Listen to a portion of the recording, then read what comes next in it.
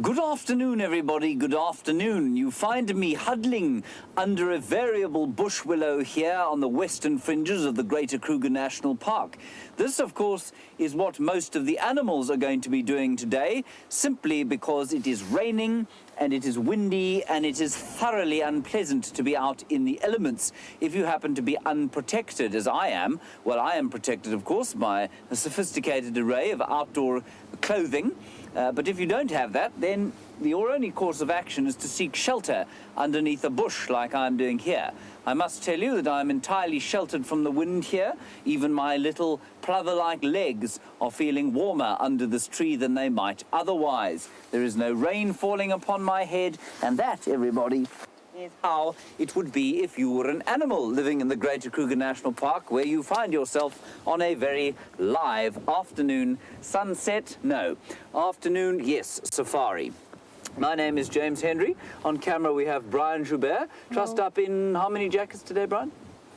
Three jackets today. It's a fairly unpleasant blustery 17 degrees Celsius, which, if I'm not mistaken, works out at, I've completely forgotten, something around 64 degrees Fahrenheit, I think. So for us, that's freezing out here, because it never gets cold here normally. And that's the state of affairs. In the final control, on the directing, we have Kirsten. She is being ably assisted by Rebecca. And on the other vehicle, the diminutive Jamie Patterson is driving around and will be presenting to you and filmed by Jean-Dre the Foot Gerding.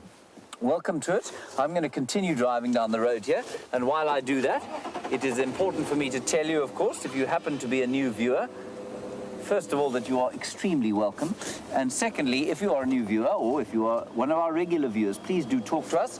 It is quite likely going to be a quiet drive given the nature of the weather. So talk to us and let's have a conversation about Africa or South Africa or wildlife or conservation, or anything sort of along those lines, anything vaguely attached to those sorts of things, we'll chat about them. Talk to us on Twitter, #SafariLive, questions at wildearth.tv if you're on the email, or otherwise you can talk to us on the YouTube chat stream. There, I did it, Brian, I told you I would one day.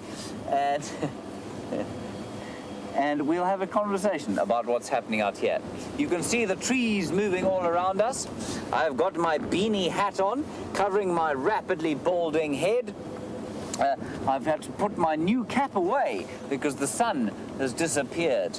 Now, this is not a particularly sad thing out here, of course, because we see the sun for most of the year, so it's actually quite exciting when the weather turns like this every so often. We don't get quite the beautiful sunrises and sunsets that we would otherwise, but it is still very nice. And I must just say a big thank you to all of you for your kind welcomes of Sam Chevalier, our new presenter. He's doing a fine job. It's wonderful having him along, and we're so pleased that all of you seem to enjoy him so much. So thank you very much for that. Our plan this afternoon is going to be to head down towards the south of the reserve. Today, Brent Leo Smith and Brian managed to find Tingana and Tundi. They are still mating. I thought they'd finished. And so that's what we're going to try and find. Jamie's kind of heading down in the same direction, but further to the east of us. And she will attempt, we're both going to try and see if we can't find those two leopards. Also, Brent reckoned that the kill that they were eating was lifted off Karula. So maybe she's around as well, although with her little ones, I suspect quite strongly that she will be deep within some cover, possibly in the culvert or cave, wherever she's got those little cubs stashed, to stay away from this fairly inclement weather. A thick Scotch mist blowing in from the southeast. That's the direction that we're heading in right now.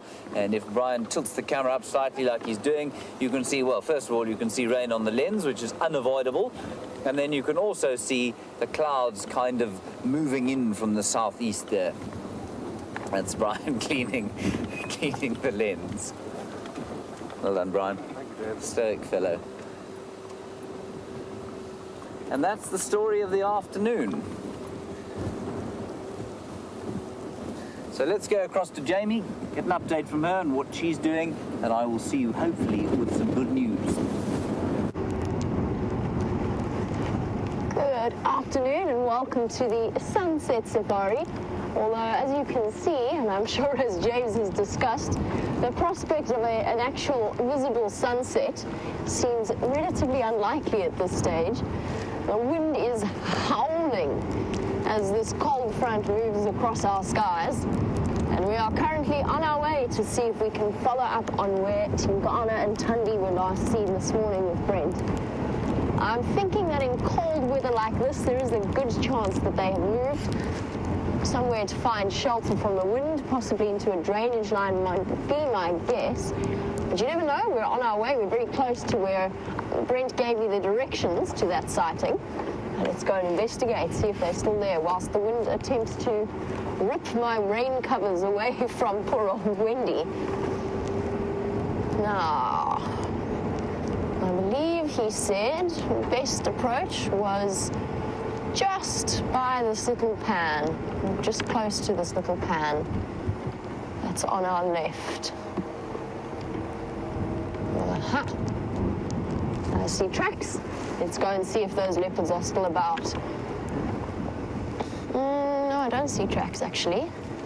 Said it was behind the quarry. Must be somewhere here. Jean-Ray giving the lens a good wipe. It is here. Of course, with all of this, and I wouldn't know if I'd call it rain, certainly drizzle, it's quite difficult to actually pick up on exactly where the vehicle tracks have gone off-road to where these leopards were.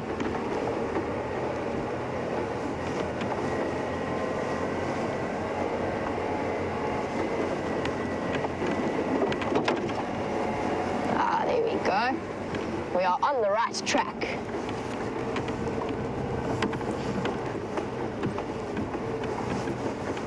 Now, it's important, one of the things that we really do focus on doing when we approach a sighting like this is to try and use exactly the same road in and out. And that way we just minimize the impact that we have on the bushveld itself. Because of course off-roading does have a certain impact on it. That's Gowrie Main. Almost. I managed to find us a road back to Gowrie Main, but that isn't where I wanted to be. Brent said it was behind the quarry where they dig through and get sand and so on for the road network. So this must be the right approach.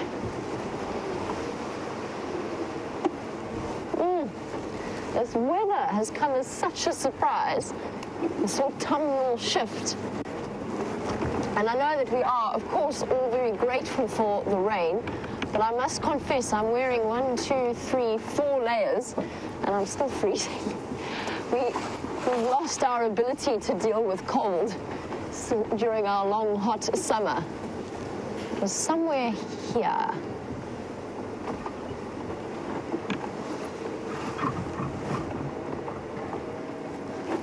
See the vehicle tracks? And I think they must have been just here.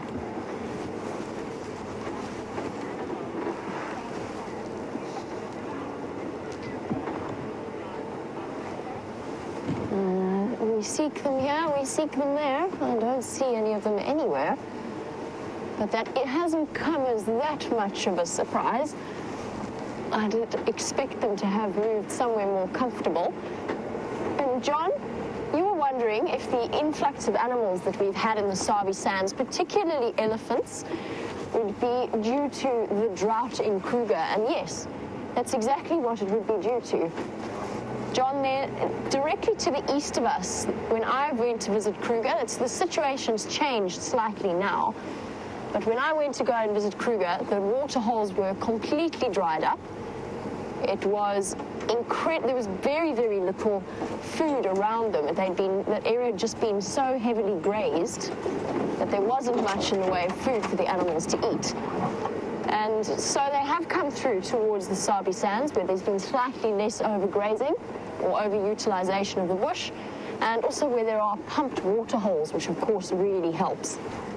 I'm just trying to make sure I stay on this track that has been made for me by Brent and other vehicles. There we go. Now, apparently, the The sighting that you enjoyed this morning was an incredible one, with Tundi moving up into the tree. Tingana also, of course, managing to find a kill that Brent suspects was initially or originally Karula's. His explanation or his reason for guessing that was that he had a set of tracks for a female moving on her own.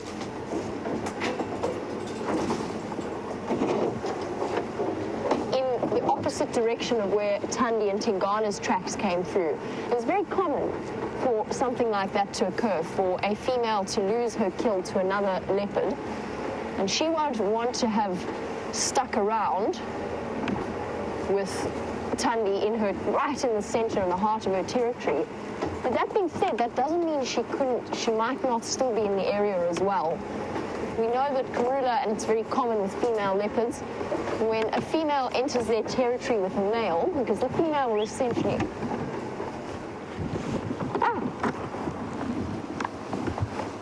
Very well done, Jandre. Awesome spotting. Yay! Concentrating so hard on the vehicle. I can see him as well, by the way. There we go. Looking very peaceful and relaxed. The gorgeous Tundi, well spotted, Jandre. Well spotted, haha. Well spotted, like she's well spotted. Because that's stretching it a little bit, isn't it? I'm so sorry. And then Tingana looking at us in the back. Keeping a very respectful distance from her. Oh. And actually, I heard her purring there for a second as she rubs her head on the log, using it as a scratching post. Hello, gorgeous. Isn't it incredible how much she looks like her sister? Oh, big yawn. You tired, girl? So yes, her twin sister Shadow shares the territory on the western side of their mother's territory. They're the two girls, the oldest of Karula's progeny. She's having such a good head scratch there. But I said that she looks like her sister, and she really, really does. Oh. Look at that white belly. Are you waking up? Or are you finding a more comfortable spot?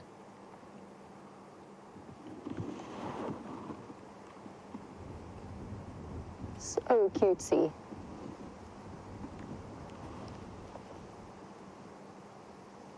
She's purring. Can you hear that, Jandre? I don't know if you can.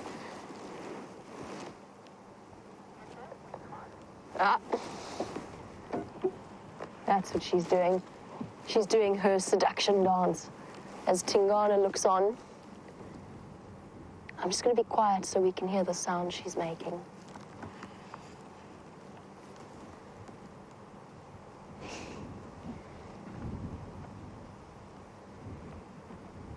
It's just that little bit too windy.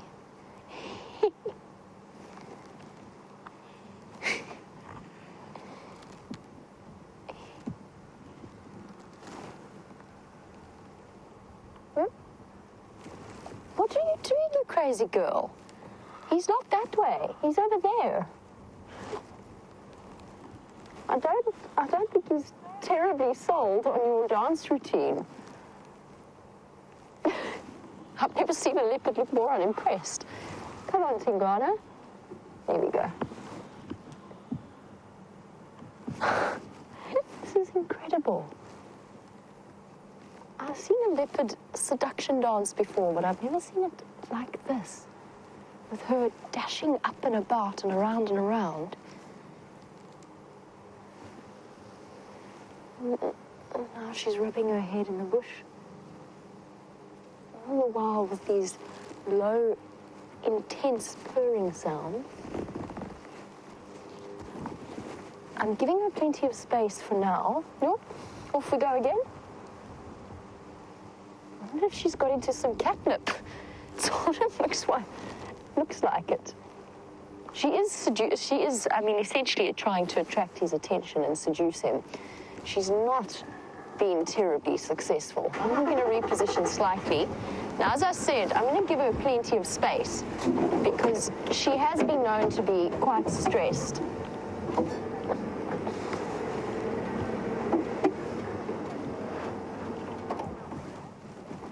I want to give her plenty of space to continue this dance routine. Chandra, you can see him. Let me go forward a bit further.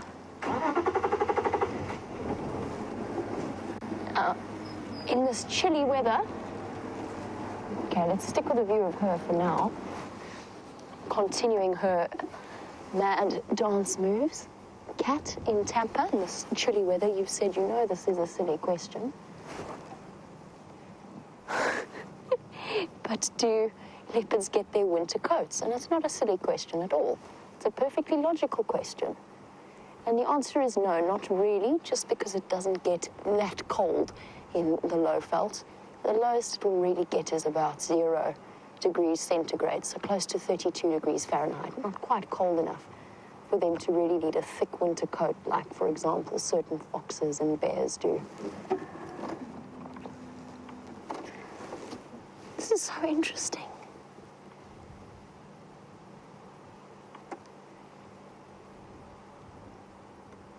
Obviously, we're coming to the end of her mating cycle, her estrus cycle.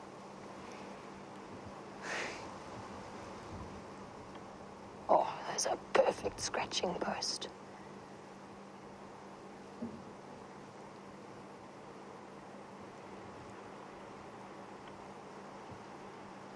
Hey, gorgeous.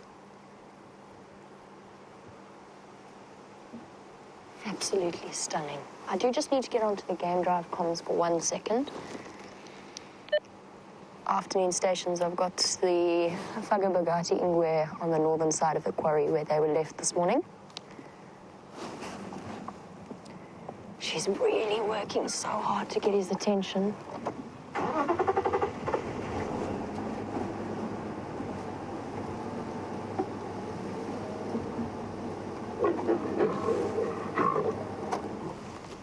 That happened so quickly. But she managed. She managed eventually. Hello, boy. You couldn't look more unimpressed with life if you tried. There she is, moving at the back.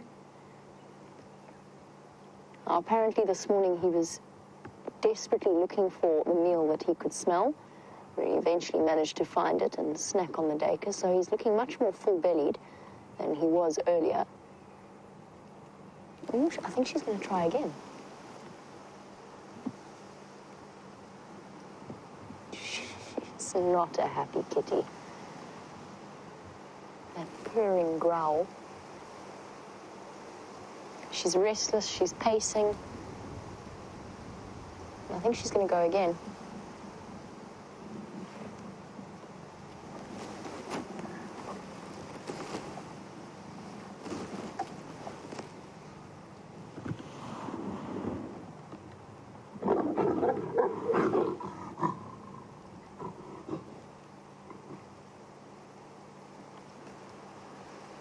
Now, for those of you who are joining us for the first time, maybe you've never seen mating leopards before, this looks like an incredibly aggressive process, and in fact it is. And the reason that he growls at her like that and she snarls at him like that is because he's learned that the female reacts that way to his attentions, and she is responding to the pain that is caused by his barbed penis. So the mating process is actually slightly painful for the female, and it causes those growls and snarls as she turns around. And very often, as soon as the male pulls away, she turns around and swats him in the face.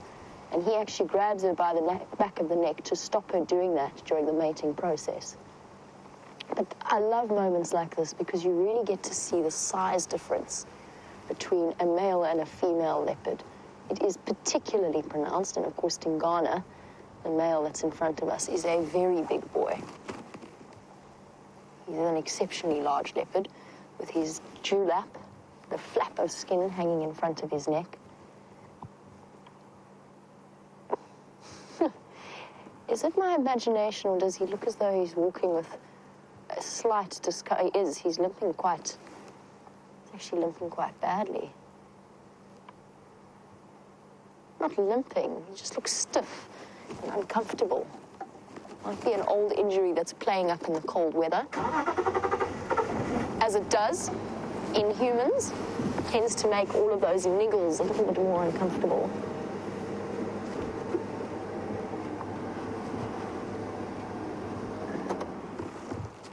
She's going again, you know.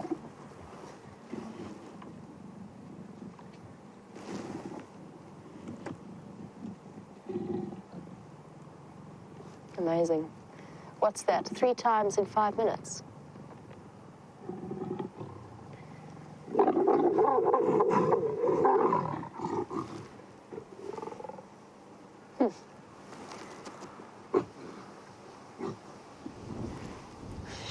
Very cross with him. It's the other reason why I'm giving her plenty of space as well, is that Tundi in particular shows a slight or a very clear discomfort when she's been mating. Well, I've only ever seen her mating with Tingana. I assume it applies to all mating processes, but she gets a little bit more uncomfortable with the vehicle, and she very often turns her head and snarls at you in post-coital aggression, which I've seen her snarl at a tree before as well. And at one very memorable occasion, she turned around and snarled at a blade of grass that had caught the wrong side of her temper after mating with Tingana. Hence the space we've given her.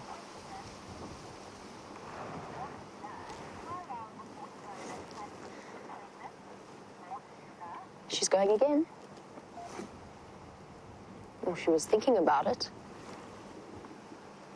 Oh, no. She's had it. She's off. Rocky night. Well, we've now watched Tundi mating with Tingana on 3 separate occasions. I mean 3 separate estrus cycles. So obviously we know that she's not pregnant now. She's certainly doing a very good job at working at it. This is now go number 4.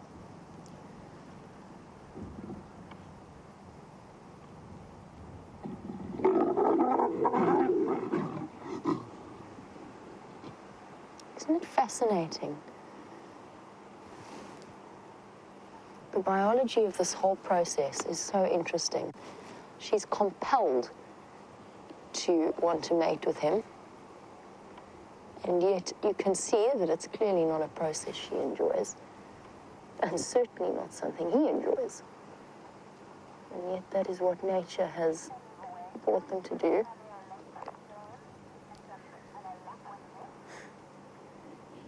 And as she disappears behind the bush, I'm going to wait to see which direction she decides to go in.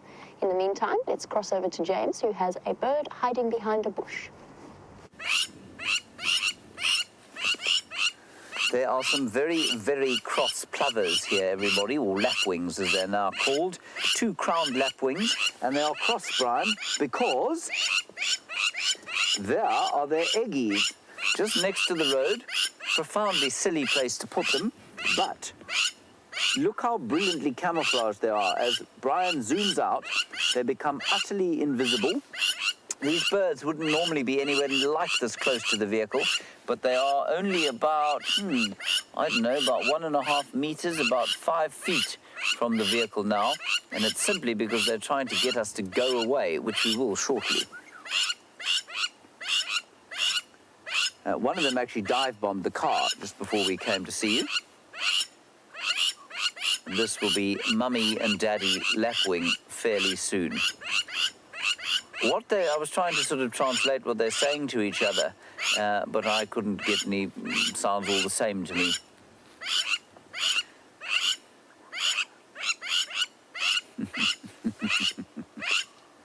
Wonderful sighting. All right, let's leave them. They're very depressed, or distressed, sorry. I'm just going to drive slowly away and see if one of them doesn't go to the nest to sit on it. No. Okay, let's go back to the... Sorry, Kirsten, you're going to have to go again with that. I don't know if we're going back to the leopards. Let's go back to the leopards.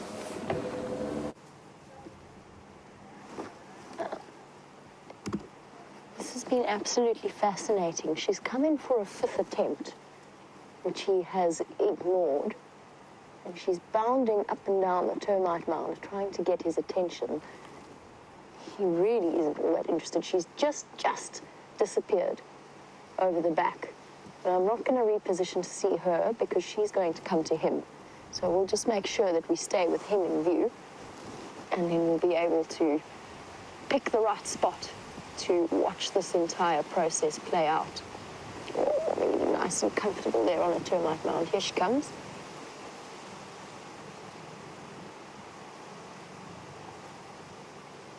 Oh no, don't go that side, girl. No, he really doesn't want to. Oh, she's at the bottom there.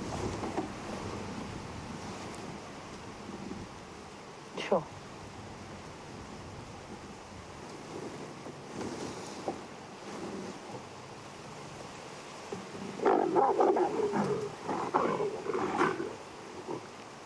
And immediately flops onto her side as part of a continuing lordosis reflex. It is thought to help with fertilization. Now, if this mating is successful, Rocky Knight, you were wondering how long will it be until we know. We will know if she's not pregnant, if she comes back into estrus and is mating again in the next few weeks. But at the same time, we won't know if she's pregnant until right towards the end of her pregnancy when she starts to show. And she rolls around on her back with her feet in the air like a kitten. It's such an interesting process.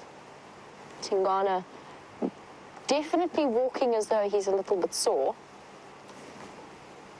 Whether that's from his current activities or from her reaction to the current activities, I'm not 100% sure. That's 5 times in, what's that been, 10 minutes. And they're coming right towards the end of their estrus cycle. It's also because it's cooler today, so they are not expending as much energy keeping cool, and they can use it for other things, including their current occupation. Where's she gone? Just to the right of him. She's just to the right of him. Thank you. Oh, yes.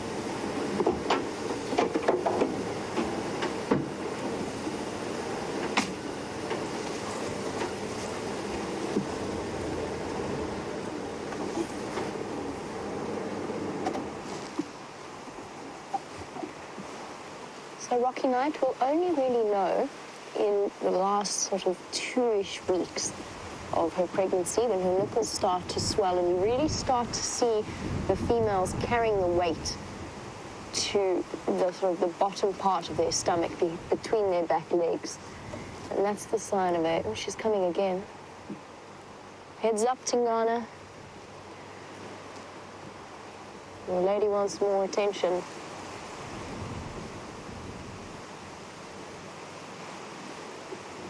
She's such a pretty dark female. No, don't go there, girl.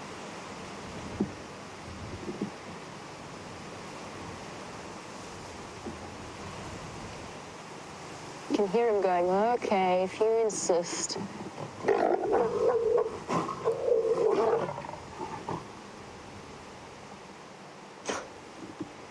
6, was that 6 or 7? I've actually almost lost count. 6 in the last 10 minutes. And I'm sure that, well, I really hope that that will result in what she's looking for. Oh, quick snarl at each other. I mean, this is entirely speculation, but I also feel as though leopards, when they come together to mate, actually resent the loss of their solitary day-to-day existence, especially the males. I think they get very uncomfortable having constant company. There are cats that revel in being alone and secretive. And this whole process goes against not their natural instinct, obviously it's part of their natural instinct, but this whole process goes against their image. She's all muddy as well. And you'll find that if this mating is successful in the next 3 or so months, usually about between 95 to 100 days that it takes for their gestation period, depending on the area and depending on the individual female. Off limps, poor Tingana. I think I do actually feel sorry for him. He's looking distinctly pained.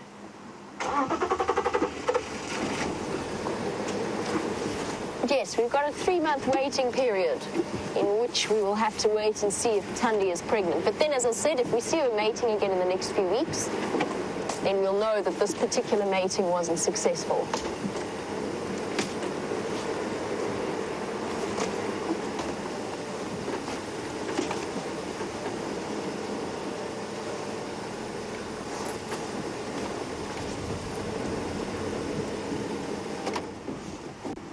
Now, senior gold, as we watch Tundi put on her seductive act again, and actually scratching her head at the same time.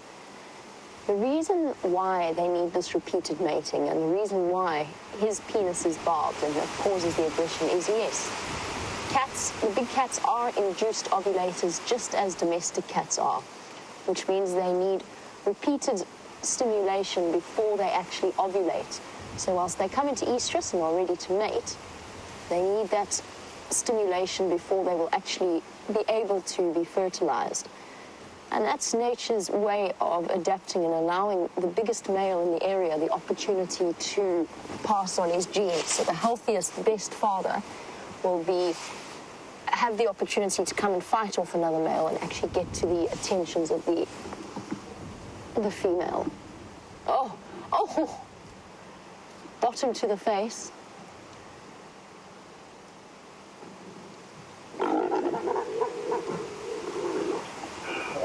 Mobile station, do they not check, please? He looked back at us almost as if to say, can you believe it? I can't take much more of this.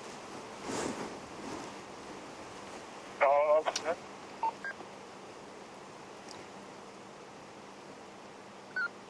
And then she goes to rub the back of her neck, and I think she's actually scratching there because she's a bit sore, Okay. where his teeth have grabbed her. And there he goes, off he goes, looking incredibly sorry for himself, to find another spot where he can try and be free of her attentions. Afternoon stations, these two iwi are now slowly mobile to the west, just north of the quarry. Thanks very much. We'll make our way that side. Just to quarantine now. Copy. The best approach is probably going to be from Shabam Road, just on the off-road tracks. They're on the off-road tracks at the moment.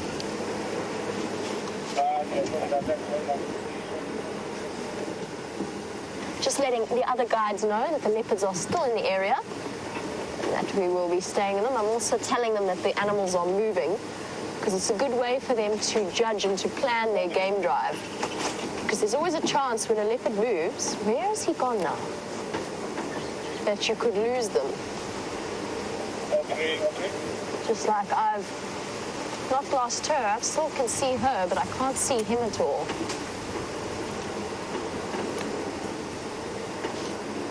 And he's the one we want to stay with because she will go to him. Okay, let's just go around quickly. Sorry, Jandre.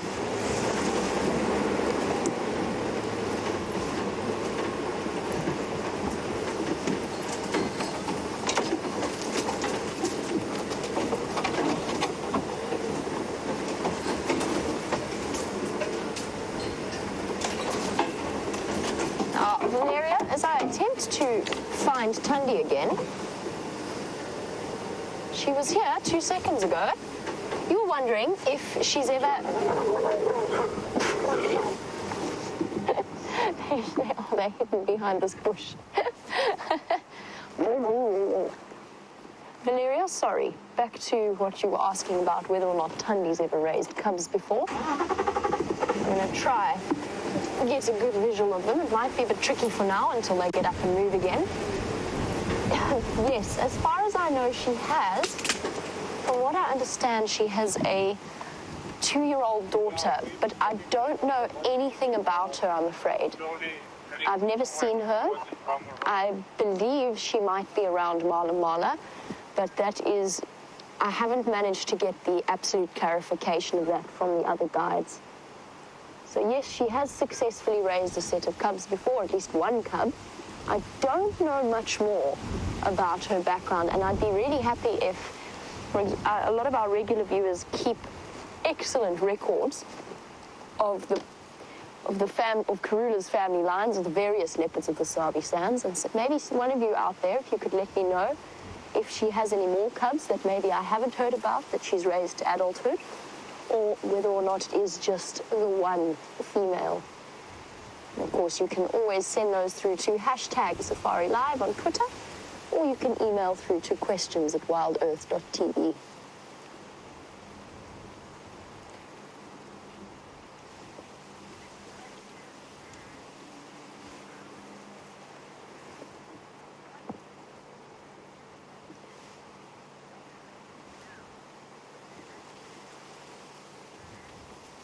As poor Tingana limps off, has he gone back to... I think he might have gone back to that Dacre kill, actually. Try and reposition. It's a bit tricky here, although he's very close to the road. How's your view of him from there, Jandre? Can you see him? I just don't want to put us in a position where we can't get around if they do start to mate. Tingana feeling a little bit sorry for himself after so many days of mating with Thandi, and it looks as though she is about to go back to him. However, James has got quite an unusual sight for the middle of the day.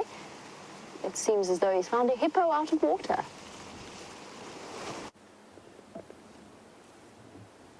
So this is quite unusual. It's a hippopotamus, obviously. It couldn't really be anything else, standing morosely like it is there. But what is unusual about it is that it is out of the water in the middle of the day. Now, I suppose it could be considered not uncommon for a hippo to be out of the water when the weather is as foul as it is today. But it's still a sight you very seldom see other than at a night. And he does seem to be doing a little bit of grazing.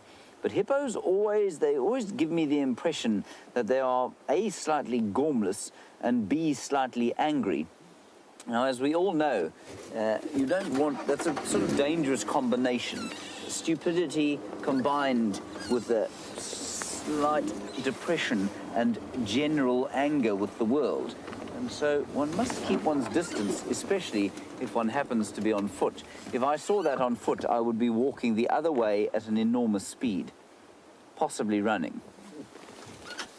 They don't like to see people on foot. They're extremely easily threatened.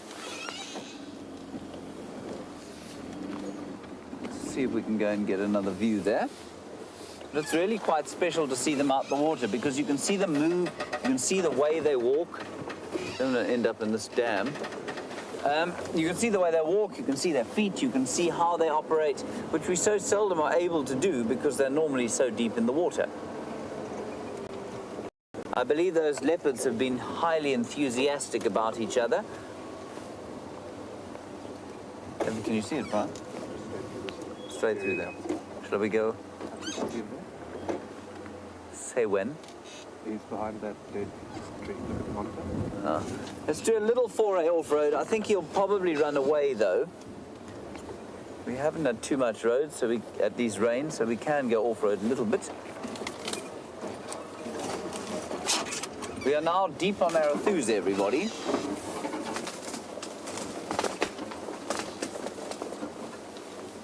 Oh, he's running, I'm afraid. We'll just get a quick view. Oh, there he goes. He's not very happy. Like I say, they're just highly threatened. There he is. Isn't he lovely? See the way he moves? And they look so completely like they are slow and unwieldy and unagile and galumphing. But actually, they move at an astonishing speed.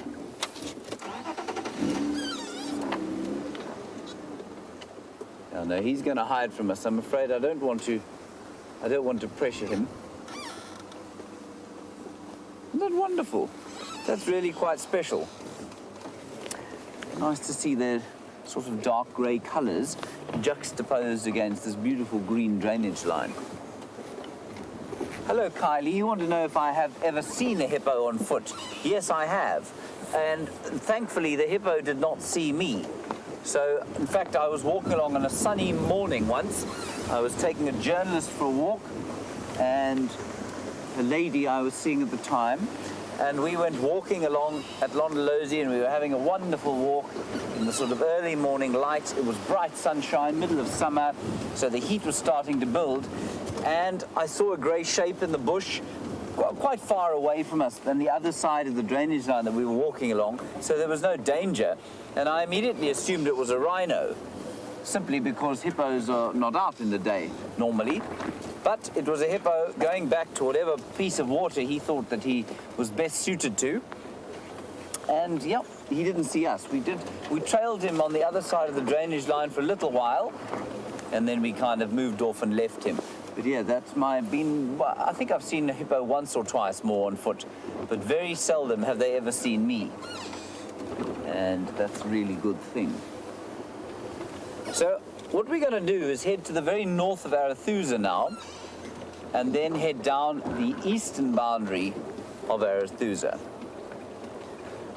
Rochelle, you're in London, and you want to know if hippos can run faster than people. Rochelle, a hippopotamus, at least there's very little out here that can't run faster than a human being.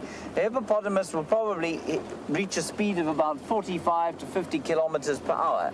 Now, if you're Usain Bolt, and you are not, you are Rochelle, then you can probably run at a consistent speed of about 38 to 40 kilometers an hour. So you can probably run, if you're pretty fit and pretty quick, you can probably run at about 32 if you're really fast.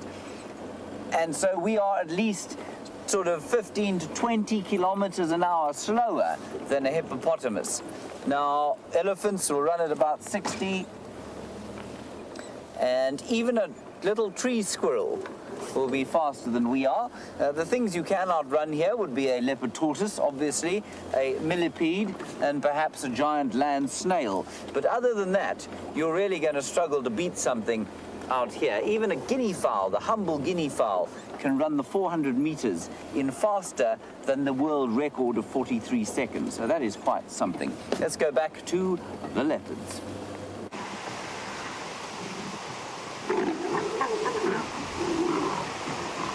Right, number 9 in the last, I would say, 30 or so minutes. Oh, she's cross. So unhappy with him. Shame. Poor girl. Definitely not terribly impressed. Now, I had the most thrilling moment while you were with James, where she walked right next to the vehicle. It's the closest I've ever been to Tundi. And she stopped and she looked at Jandra and myself, and then she moved past quite happily because she'd chosen to approach us. But I was struck by how incredibly tiny she is. I think she might even be smaller than Shadow. She really is a tiny little female.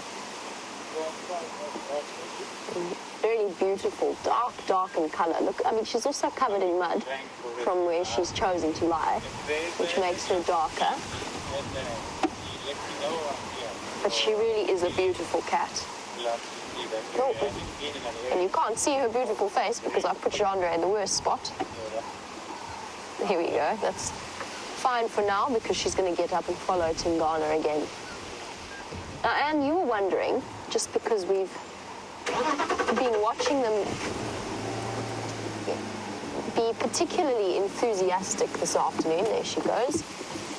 And you were wondering how long they've been mating for, and if I could comment on their current level of activity, since it is towards the end of her estrus cycle.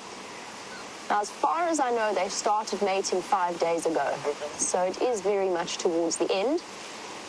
I think the reason that they are mating as frequently now is, first of all, I don't think every initiated mating here is successful. I don't think it's always resulting in full penetration, but I think it's also because she's cold. I mean, it's cold, so they don't need to worry about wasting body or warming themselves up too much and getting too hot. Guys, we are going to have to leave this sighting at some point. I'm trying to find a good position, because there are other vehicles that would like to come and join, and of course we've had a good 45 minutes of them all to ourselves, which has been an absolute pleasure.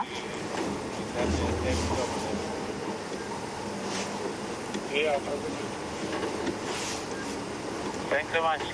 I'll let you know when I'm around. I'm still there on Ganymede, Ronyin area. I might need to just follow behind taxing for now. Andrew, I will pull out when you get here.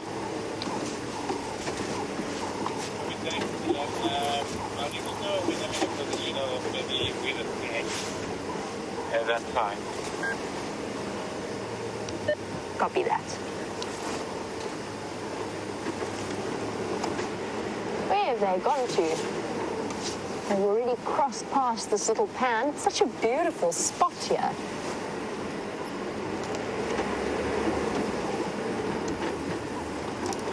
Oh, Anne, sorry, Anne.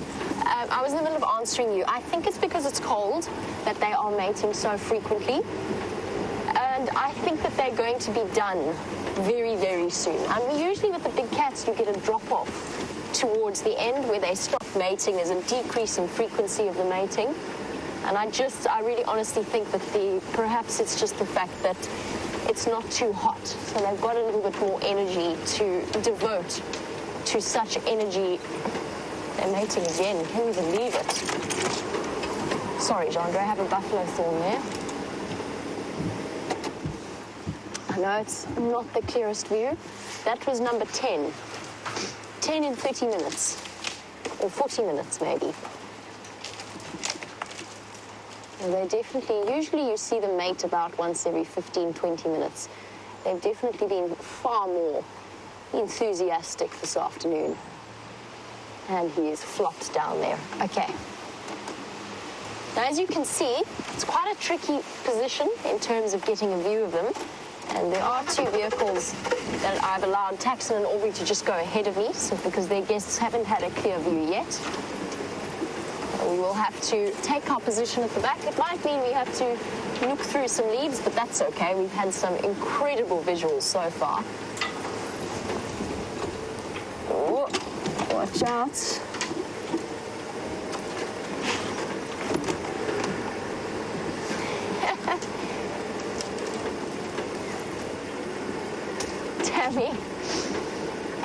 Tammy, who's watching in Indiana, the reason I'm giggling a little bit is because Tammy would like to know, and I'm just going to unfortunately present you with that view for now.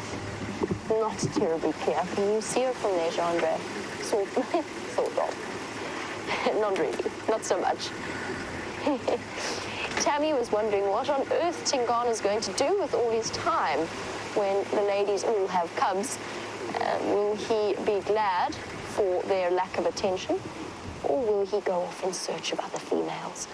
And the answer, Tammy, is I somehow feel as though he might be somewhat relieved, but there will be other females in the area to mate with. Tingana does have quite a large territory, so whilst he won't necessarily go looking for females to mate with on his boundary patrols, if he does encounter a female in estrus, he will stop and spend a little bit of time with her. I mean, I think I'm probably anthropomorphizing it a little bit. You know, it's instinct that plays a role. He doesn't know whether he's glad or sad that the ladies have found him, but it is really hilarious to watch because you can just see his disgust when they approach him. He's just so put upon and not enjoying anything at all. And the way that he was walking earlier suggests to me that he's also feeling quite sore. This, I'm afraid, is our visual. This is as good as it's going to get for now. We'll just have to be patient and wait for them to move again.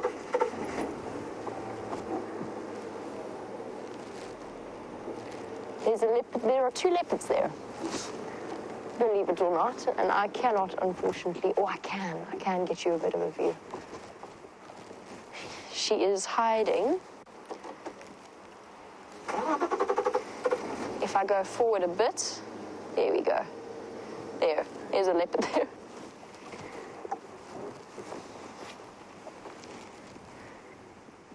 Here we go again for the 11th time. Somewhere. We might have to just listen this time around.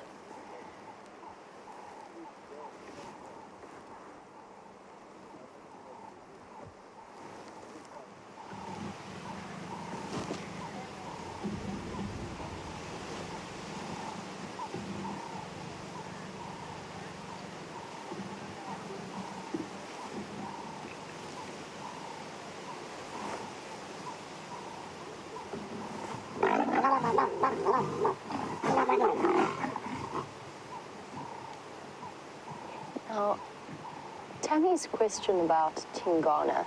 Over the last few months, we have seen Tingana mate with Kwetile, then Shadow, then Karula, then Shadow again, then Karula again, then Tundi, and then Tundi, and then Tambi. And he basically hasn't gone for any extended period of time without a break. He, obviously, as the dominant male leopard in this area, his genes are in much demand. And the ladies all go looking for him. He doesn't have to go looking for them. But Lael, you were wondering about if, for example, 2 females were in estrus at the same time, would they fight for the attention of the male? And no, probably not. I have heard reports of sightings with a male mating with 2 females at the same time. I've also heard a report of 2 males mating with 1 female at the same time as well, without fighting each other, which is interesting, because that is the sort of situation that you'd expect the leopards to really come into conflict over. Passing on your genes is an intrinsic instinct within all of the animal species out here, and wanting to be the one that does it rather than allowing another male or another female to do so is a different story. So no, probably not. The females probably wouldn't fight, at least in this area. I think because Tundi and Shadow and Karula are all related, there might be some growling. They'll certainly have very stern words with each other. Perhaps even Karula might blow another spit bubble, as she did the last time she was seen with Shadow. It was highly entertaining, not terribly dignified behavior for the Queen of Juma, but she did manage to blow an incredible bubble of spit. So they might growl at each other, grr a little bit, and then the male will take turns to mate with the male. The fact that 2 males have been seen mating with 1 female is a situation that I find more extraordinary. You might even find, while we've been sitting here, that Karula is somewhere here, somewhere in this vicinity. It's very common because Tundi's been brought into the center of her territory by Tingana. It's very common for that particular female to go and watch what's happening. All right, this is actually going to be our last few moments with them.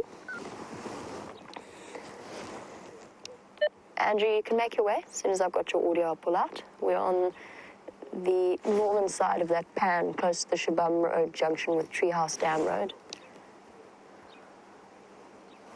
Okay, thanks so much. I'll be making up my approach.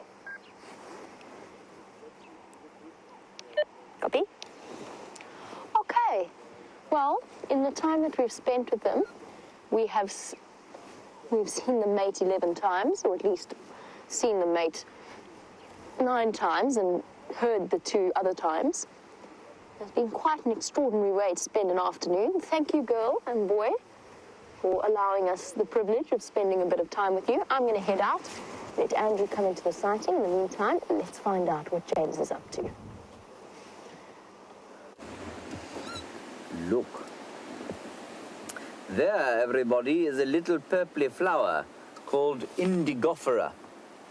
And I have stopped to show it to you because it is pretty, A, and B, you can see the silvery sheen of water on the grass behind it. And that has been falling all day long. just little bits of water coming out of the sky in sort of waves of drizzle. If you can imagine those thick sort of Scotch mists blowing in off the sea in waves, that's basically what we've had today. So it hasn't rained for the last little while. I'm sure it will again during the course of the afternoon. But the grass is just holding a beautiful little example of what looks like mercury there. Next to some indigofera flowers. I don't know which species of indigofera they are. Anyway, that doesn't matter. They're still just as pretty. So our plan now is to head south again. We're now at the far northeastern corner of our traversing on Arethusa, and we're going to go south. We know that Shadow has been up and down in this area with her youngsters. We have an idea where the youngsters are, but we're not going to go anywhere near that. We're just going to maybe see if Shadow isn't on the hunt, say hello to her, give her our fondest regards, and then we'll press on. But it will be very nice to see her. We'll probably try and view those cubs again, well, not again, for the first time, in about 4 weeks. They are now about 4 weeks old.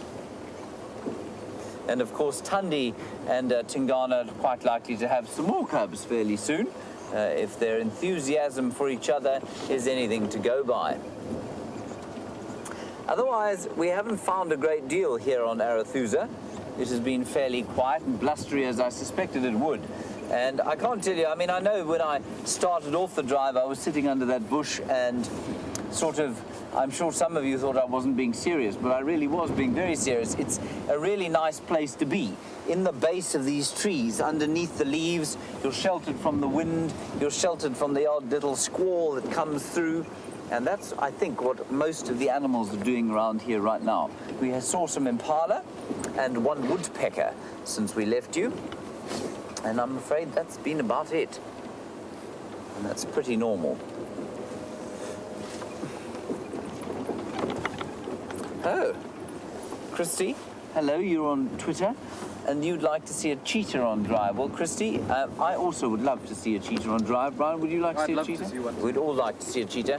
Christy, it's unlikely. I'll tell you why it's unlikely, but if you keep watching in the next week or two, it might become slightly more likely. So you can see the landscape around us is quite thick. There's quite a lot of trees. And remember, a cheetah is what we call a courser. They like to hunt on flat, open ground because they run at 60 miles an hour, 100 kilometers an hour.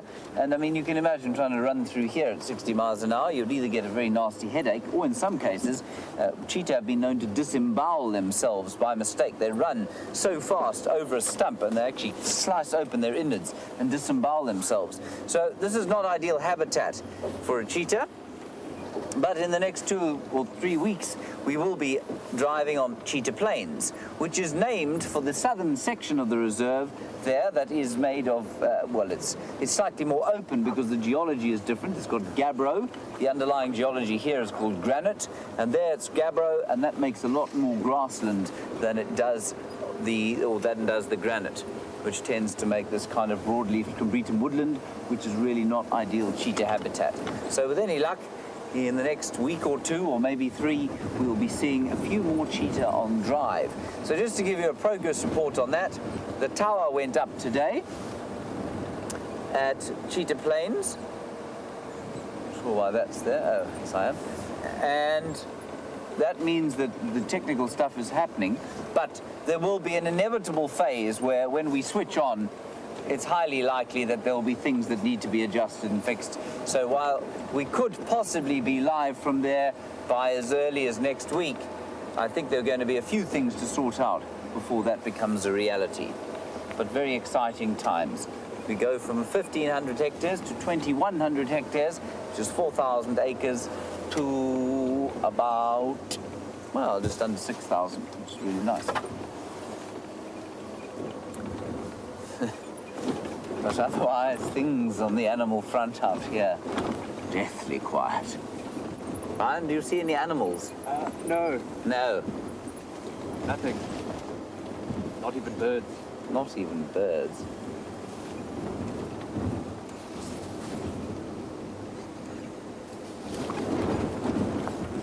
Hello, Annie and Dave. We want to talk about our other coursing predator out here. That is the African wild dog, or the painted wolf of Africa. Very beautiful, magnificent animal. Certainly one of my all-time favorites, if not my favorite. And you want to know, do they have a den? And what would bring them to Djuma or Arathusa? Well, first question, do they have a den? Not a permanent one, no. Only when they have just had puppies, and those puppies spend about 2 to 3 months denning. And the den will normally be in a termite mound. Howling gale coming through now. They'll normally be in a termite mound, and they'll spend about, so yeah, like I said, 2 or 3 months, and then the pups will start to move with the pack, and they won't be stashed in the den anymore. What would bring them here would be the need for food or hunting, and their movements do tend to be fairly random. Sorry, just making my way around this slightly difficult area. There's a crested franklin stopped bird. No, even the franklins don't want to stop for us. So their movements are pretty random, and they may or may not come back here, you know, at various times, Dave and Annie. And that's how, I mean, we'd normally see them. What normally happens, Annie and Dave, is that they'll come through, say, for 2 weeks at a time, and then they'll disappear again for up to 2 or 3 months at a time, and they'll come back again. We do know that the pack that we normally see came south onto or came south from the Manuleti briefly onto Buffelshoek recently, and then they seem to go back north again. So we haven't seen the wild dogs actually for some time now, so we're due a visit. And they'll start to mate now also. Their gestation period is about 70 days, and they like to give birth in the middle of winter. So as we head to, well, I mean, May is probably a more reasonable time for them to mate, but some of the packs will mate now, and they'll give birth sometime in the winter, which may seem like an odd time for an animal to give birth, given that there aren't a lot of little baby things to eat around. But if you're a coursing predator, like a cheetah or a wild dog, the winter is a good time because there are no leaves on the trees. And so everything is clear, and it's much easier to chase your prey through the bush than it is at a time like this. And that's why they give birth almost always in the middle of the winter. Thank you, Annie and Dave. Gosh, Brian, it's fairly barren out here.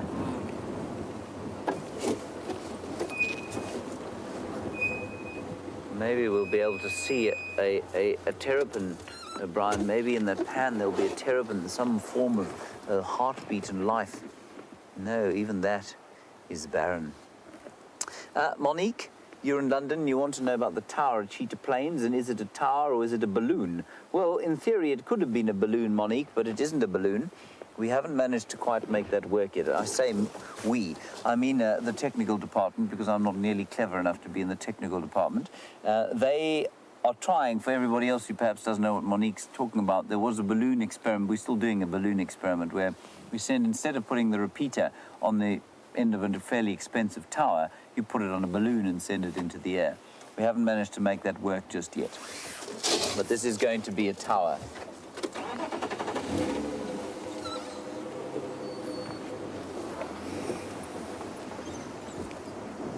Hello, Eric Moore, Virginia Beach, Virginia.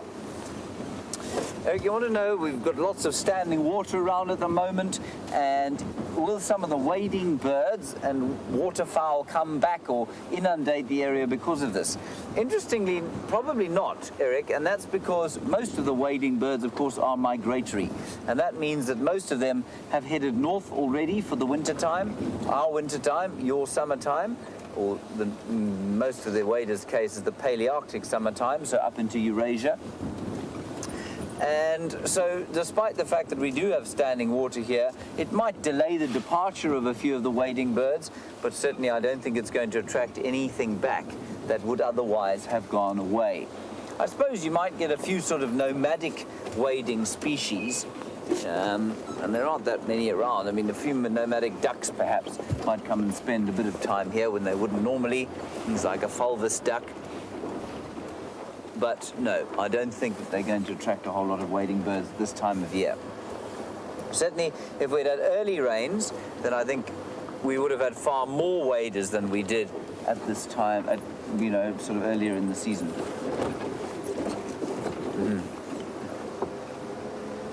Susan, I love this question. I've been asked it once or twice before. And it's not noticeable, but I do think it happens. And you want to know, do the animals here get thicker winter coats like yours do in Michigan? Susan, the answer is yes, probably. I'm not sure how thick they get, but if you look at an impala in the middle of July, they certainly do appear to be a little more furry than they are at this time of the year. But remember, the temperature variation that we get here is nothing like as wide as it is in a place like Michigan. So I don't know what your minimum temperature is in winter, but probably close to minus 20 degrees Celsius. Maybe minus 10 or minus 15. Here, it's 4 degrees Celsius, which is about 45 degrees Fahrenheit. So that's not that cold. And then in the middle of the day, it goes all the way up to sort of 23, 24, which is, that's into the 70s Fahrenheit. So that's pretty good temperatures. Whereas in Michigan, of course, you probably drop to minus 15 on really cold days and don't get up above 3 degrees Celsius. And so the animals there and the animals in all of the northern reaches of the northern hemisphere have to grow these thick winter coats, otherwise they'd freeze to death. But that just isn't the case out here.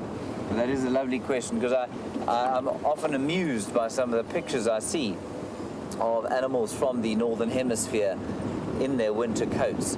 It is very amusing indeed. The quintessential one being the Highland coo of northern Scotland, which develops a quite fantastic array of long, very warm hair for the Highland or the Scottish Highland winter.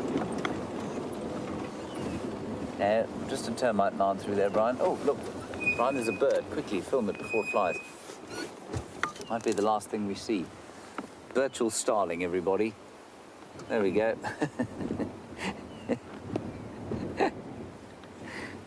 Splendid sight. Splendid, yes. I'm going to trouble you just once more, Brian, to show us how fast the clouds are moving, if you don't mind. But you can see that there is a mighty wind blowing up there.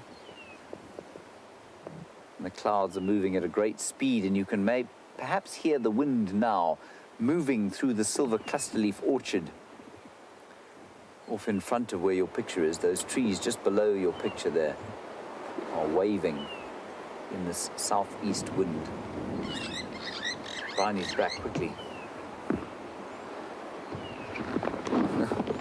Two of them, Brian.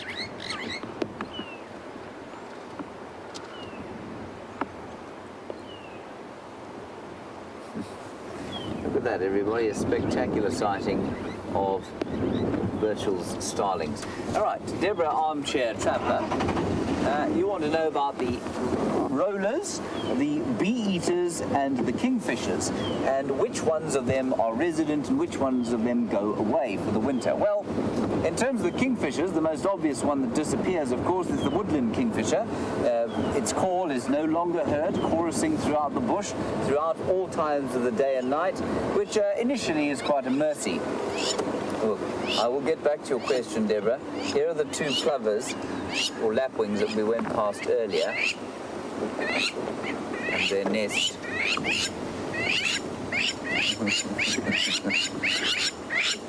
We're just going to drive straight past this time. See if you can spot it. Oh!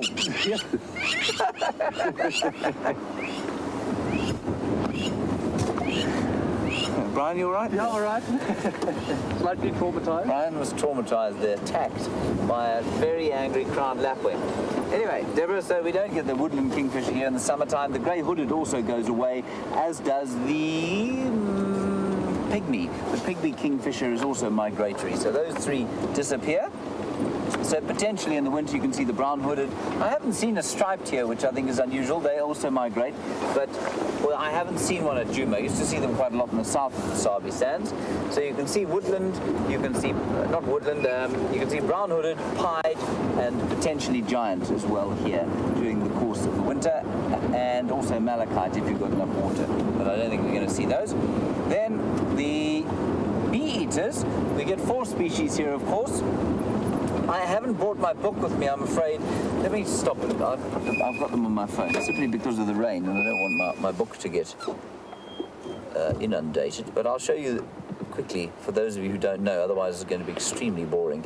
The bee-eaters are beautiful birds, and they've got lots of lovely colours. There we go, Brian. And we get 4 species here, 2 of them on this particular page, and both of these 2 are resident. The white-fronted is there, and that one's resident. Let's just double tap him. Tap, tap. Yeah, beautiful picture of the white-fronted bee-eater. He hangs around for the winter time. There's a photograph of him. And then if we go across, we might go straight to the little bee-eater. That is the other resident species that we get here, the little bee-eater. Then we have 2 that are migratory, also very beautifully coloured. We've got the European, that's it there. It's also used to be called the golden-backed bee-eater, which you can see why. It's because it has a what, Brian? A golden back. Correct, golden back. Very obviously seen there. And then, of course, we have the southern... Ooh, not that we don't have that one. We've got the southern carmine bee-eater, and they also migrate. But they're intra-African migrants, so they migrate into northern parts of Africa. And unlike the European, which, of course, goes back to Europe. They're just the most stunning colours. Look at that. Isn't that lovely? So those are the bee-eaters that migrate. And then the other one you wanted to know about was the rollers. Now, the rollers, they don't migrate, any of them, I don't believe, except the European, of course. Let me quickly show you them, just in the absence of any kind of large biting predator, which might arrest our attention. They're all the rollers, and there's the European, and he's the only one, as far as I'm aware, that migrates. Beautiful. He's actually not quite as beautiful as that picture. That's a better picture of him. He's a fairly dull-coloured blue bird. Yes, that's a much better, more accurate representation of him. And he goes back to Europe. That's been doctored, that photograph. He has got quite bright wings, I suppose. And then the most common colourful bird of the winter time is, of course, the lilac-breasted roller, who is magnificent. There he is there. And it's so wonderful to have such a common, or such a colourful bird being so common. That's him. And then we also get a purple roller here. We'll just see if that's him. That's the racket-tailed, which we don't get here. There's the purple roller. We get him too, and he is resident. So, Deborah Armchair Traveller, I hope that tells you all you need to know about the rollers, kingfishers, and bee-eaters. The purple roller, yes, definitely much more magnificent in pencil crayon than he is in photographs. Right, let us go across to Jamie. She's got some common antelope, not seeking shelter in the leaves, and we will continue south down this road.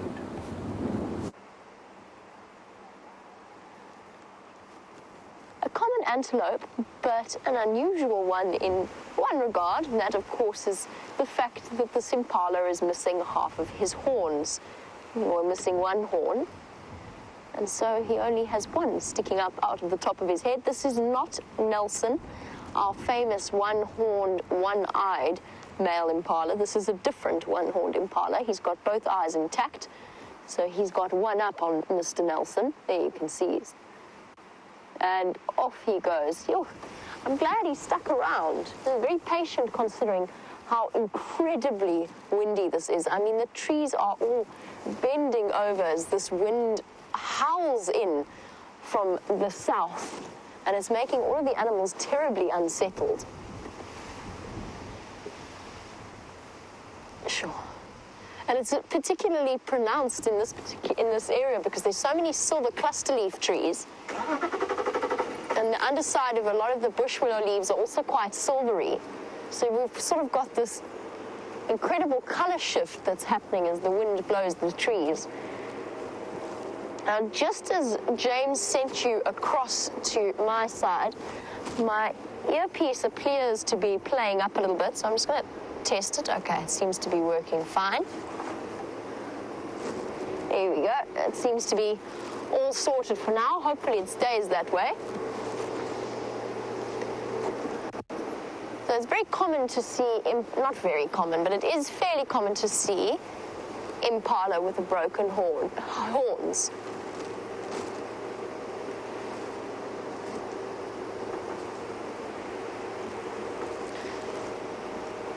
Now, having just come from a summer that was about easily most days over 40 degrees, well into the hundreds Fahrenheit every single day, I am at this point feeling positively hypothermic with this wind biting through our clothes. I'm not sure exactly what the temperature is at the moment. It's probably in the low 60s Fahrenheit, so not really all that cold. I think we've just been spoiled in terms of a temperature.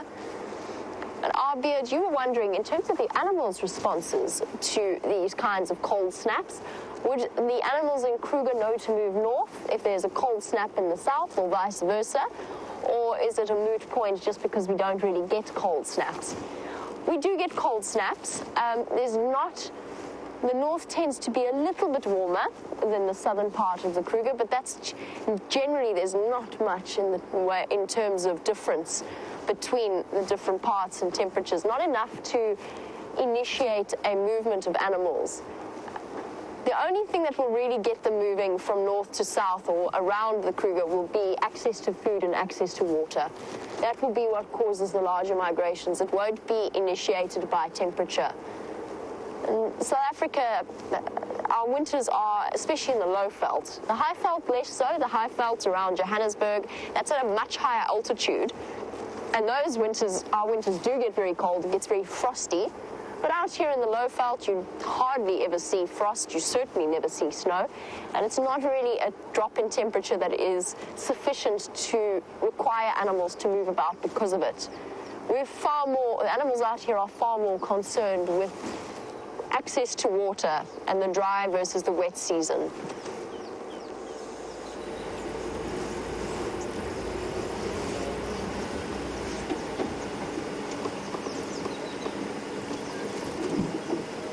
This dronga on the end of the branch here, Jean-Andre, has caught something, and I think it is a butterfly. Does that look like a butterfly? I can't quite tell. African migrant, I think. Yeah, it does look like an African migrant butterfly, and they just actually had a little bit of a fight over it. That sort of attracted my attention. I could just hear them screeching at each other. Oh, gulp, gulp, gulp, gone. Just the tip of the wings sticking out.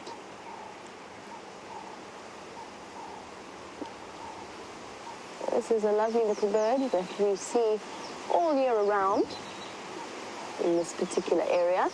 But of course, I know that with James was chatting a bit about the migration patterns of the different birds. And Brian, who's watching in Minnesota, you were wondering what the furthest migratory species is. Oh, sorry, hold on one second. Somebody's just trying to get hold of me. I'll get back to you in a moment, Brian. Standing by. Yeah, you're welcome to make your way back if you want to. Okay, copy that. Thank you. Are they still same position? Positive. Thanks, Dax. On my way. Should we go back to mating leopards? I feel as though we should go back to mating leopards. Nobody else wants to go into that sighting. So we can go back and have it all to ourselves. And I'm going to make that decision. Sorry, Brian. I promise I will get back to you. I'm going to make that decision because they're so mobile. This weather is so cool and cloudy that they could get up and move 20 feet into that block and we wouldn't be able to find them again, and we did want to return to them tonight. So that is my plan. Let's go back towards the mating leopards and rejoin that sighting so that they don't disappear on us. So Brian, longest migration. Look, steppe eagles, I'm trying to think, I don't know that this is exactly the longest. It is one of the longest, would be steppe eagles migrating back up towards Russia. I'm trying to think what else would be considered. I mean, the swallows and the barn swallows, or European swallows as they are now known, do move incredibly large distances. So they go from South Africa all the way up into the UK and northern reaches of Europe. So that's one such migration. I'm trying to think if there's anything else. We don't really get the enormous bat migrations that countries further to the north of Africa do. I'm trying to think which bird would be the absolute furthest migratory bird. I'm pretty sure that the steppe eagle is quite far up there. The white storks also up towards Germany, sometimes Croatia, all the way through Europe. Most of our migratory species either migrate in from Europe or Russia, or they migrate towards the northern and central parts of Africa. That's, for example, the kingfishers or the Wahlberg's eagles, which is a slightly smaller distance. Oh, so Jimmy, this wind. Ah. As I was busy focusing on some berries, but he flew away as I stopped. This wind definitely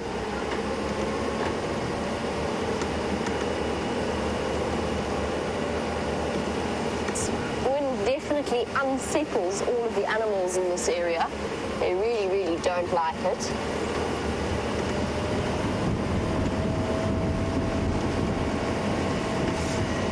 Now, I must admit, the rain this morning in the middle of the day did take me considerably by surprise. I thought we were done with rain for the rest of our dry season, or pretty much done with rain.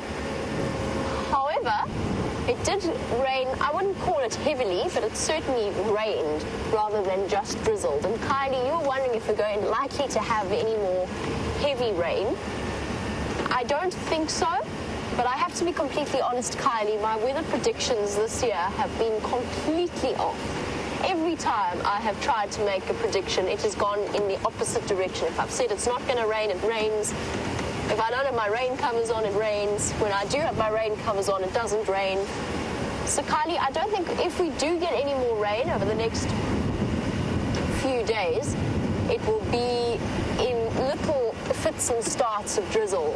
Maybe that might, if we're lucky, might reach up to about 2 millimeters. While I make my way back towards the leopard sighting, see if I can't find you a nice view, why don't you jump on the back of the vehicle with James.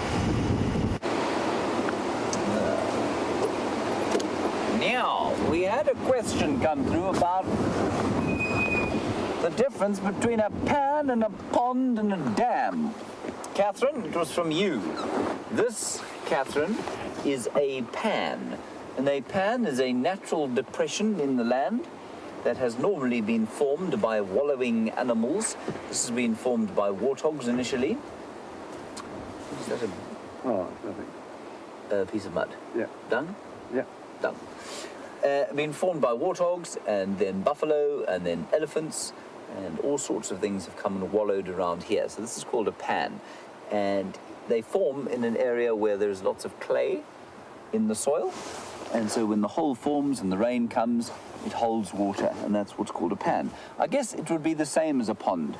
I imagine we just don't use the term pond here. I'm not sure why. I'm not sure what the etymology of the word pond is, or the etymology of the word pan, but they're the same kind of thing. A dam, of course, is completely distinct because it is man-made. A dam is a man-made wall or structure across a drainage line or stream or river that then stops the flow of the water initially, and that's how a dam is formed. And we've got a number of dams on this reserve, 1, 2, 3 that hold water. And then if you go to Buffelshoek, well, there are probably about 7 or 8 dams on Buffelshoek, a couple on Arethusa, and we build them out here mainly to hold water for the animals. This is a fairly, what should we say, controversial ecological practice, because it means that there's often water around when there wouldn't naturally be water around. Anyway, Catherine, thank you for that. That is the difference. Despite the foulness of the weather, there is still a lovely smell in the air, and every so often I get there's a very sweet scent to the air, and I don't know why, but it smells like there.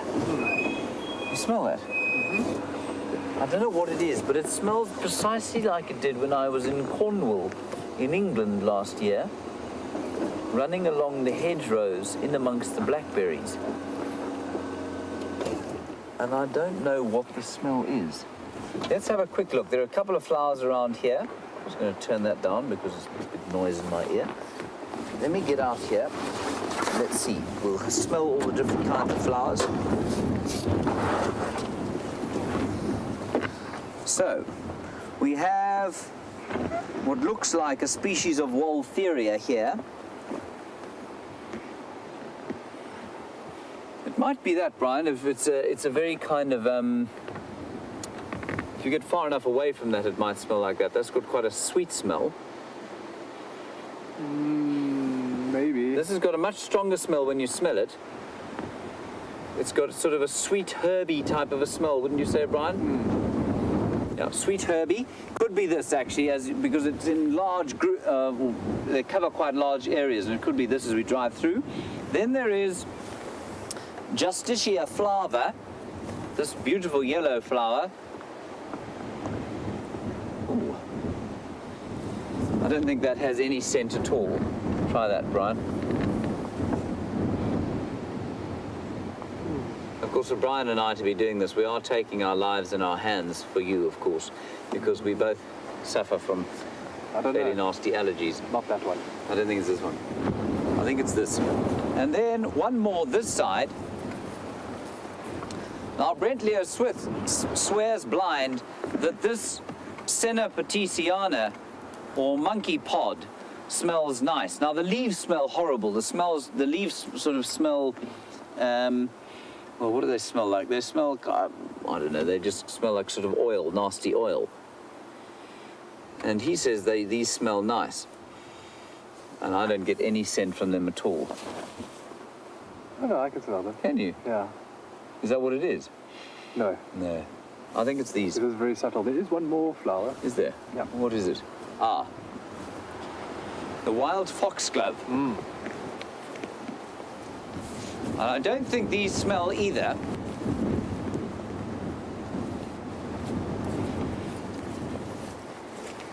Ugh. It actually smells like kind of really pungent chocolate. Oh, yeah. Sure. Eh? Oh, wow. Like pungent chocolate.